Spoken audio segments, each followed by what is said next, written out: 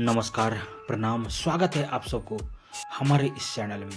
दोस्तों, आज की कहानी है बेटी के बॉयफ्रेंड पर आ गया माँ का दिल, भाग 2। खेल अभी बाकी है। आर्यन असली नाम। रघु की गिरफ्तारी के बाद स्वाति और शिखा ने राहत की सांस ली, लेकिन यह कहानी यहीं खत्म नहीं हुई। पुलिस को लगा कि मामला सुलझ गया, लेकिन कुछ ही दिनों में शिखा को एक अनजान नंबर से धमकी भरे मैसेज आने लगे। तुमने मुझे जेल भिजवा दिया, लेकिन खेल अभी बाकी है। शिखा ने पहले इसे नजरअंदाज किया, लेकिन फिर अजनबी लोगों की निगाहें उसे और स्वाति को हर जगह घूरने लगी। क्या आर्यन का कोई साथी अब भी बाहर था, या वह खुद किसी तरह वापस आ गया? अजीब घटनाएं शुरू होती है। रात के 2 बजे शिखा की फोन की घंटी बजी। नींद में उसने स्क्रीन देखी, अनजान नंबर। उसने फोन उठाया, लेकिन दूसरी तरफ सन्नाटा था। अचानक एक धीमी आवाज आई, तुमने जो किया उसकी सजा तुम्हें और तुम्हारी बेटी को मिलेगी। शिखा घबरा गई। उसने तुरंत पुलिस इंस्पेक्टर अनिरुद्ध को फोन किया, जिन्होंने पहले भी उनकी मदद की थी। मैम, ये किसी पेशेवर ठग का काम लग रहा है।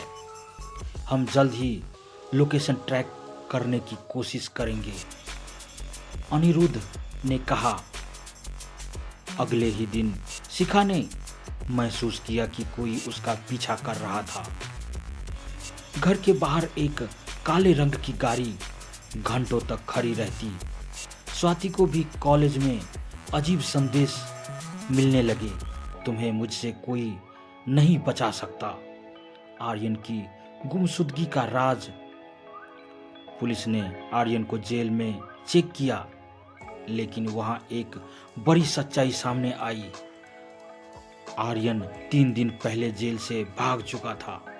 यह खबर सुनते ही शिखा और स्वाति के होश उड़ गए। मतलब वह बाहर है और हमें निशाना बना रहा है। आर्यन खतरनाक है और वह इतनी आसानी से हार नहीं मानेगा, अनिरुद्ध ने चेतावनी दी।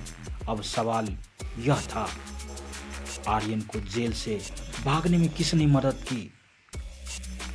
शिखा ने अपनी सहेली मीरा को सारी बातें बताई। मीरा ने उन्हें कुछ दिन अपने फार्म हाउस पर रुकने की सलाह दी। वहां तुम सुरक्षित रहोगी, मीरा ने कहा। शिखा को यह विचार अच्छा लगा, लेकिन पुलिस ने उन्हें सावधान किया, जो तुम्हारे करीब है वही तुम्हारे सबसे बड़ा धोखा दे सकता है। शिखा को समझ नहीं आया कि पुलिस ऐसा क्यों कह रही है, लेकिन जल्द ही एक चौंकाने वाला सच सामने आया। मीरा ही वह शख्स थी जिसने आर्यन को जेल से भगाने में मदद की थी।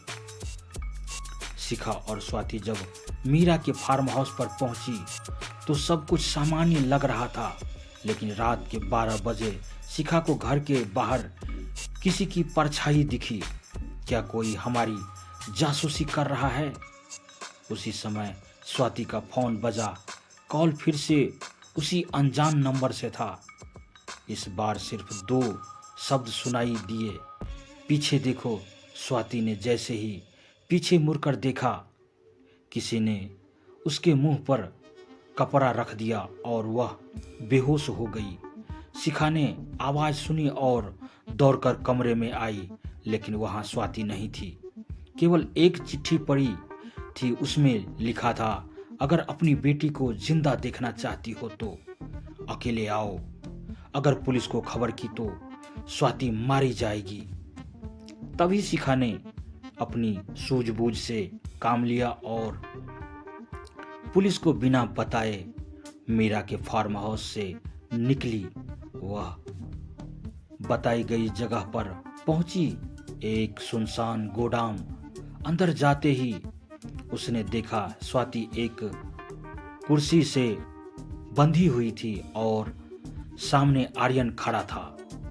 तुमने मेरी जिंदगी बर्बाद कर दी शिखा, आर्यन चिल्लाया। आज मैं तुम दोनों को खत्म कर दूंगा। शिखा ने आर्यन को शांत करने के लिए कहा, तुम ये सब क्यों कर रहे हो? आर्यन ने हंसते हुए कहा, क्योंकि तुम्हारी बेटी मुझे धोखा दिया। मैंने उससे प्यार किया, लेकिन उसने पुलिस से मिलकर मुझे फंसवा दिया। शिखा को समझ आ गया कि आर्यन पूरी तरह पागल हो चुका था। लेकिन तभी एक आवाज गूंजी। आर्यन चौंका। दरवाजे पर पुलिस खड़ी थी। शिखा ने अपने जूते में एक ट्रैकर लगा रखा था, जिससे पुलिस ने उसकी लोकेशन ट्रैक कर ली थी। आर्यन ने भागने की कोशिश की, लेकिन पुलिस ने उसे पकड़ लिया। मीरा भी गिरफ्तार हो गई और उसने कबूल किया कि वह आर्यन की पुरानी गर्लफ्रेंड थी और बदला लेना चाहती थी। स्वाति को बचा लिया गया और इस बार आर्यन को ऐसी सजा हुई कि वह दोबारा बाहर न आ सके। शिखा और स्वाति ने एक दूसरे को गले लगाया। स्वाति ने कहा, माँ आप हमेशा सही होती है। शिखा ने मुस्कुराकर कहा, और मैं हमेशा तुम्हारी रक्षा करूंगी।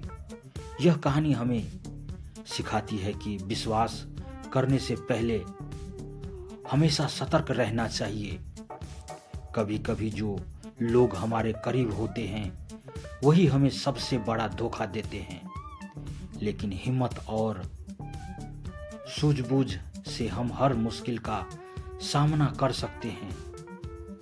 दोस्तों, अगर कहानी अच्छी लगे तो अपने दोस्तों के साथ शेयर करें।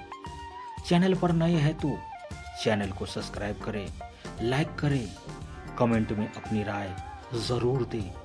धन्यवाद। आपका दिन शुभ हो।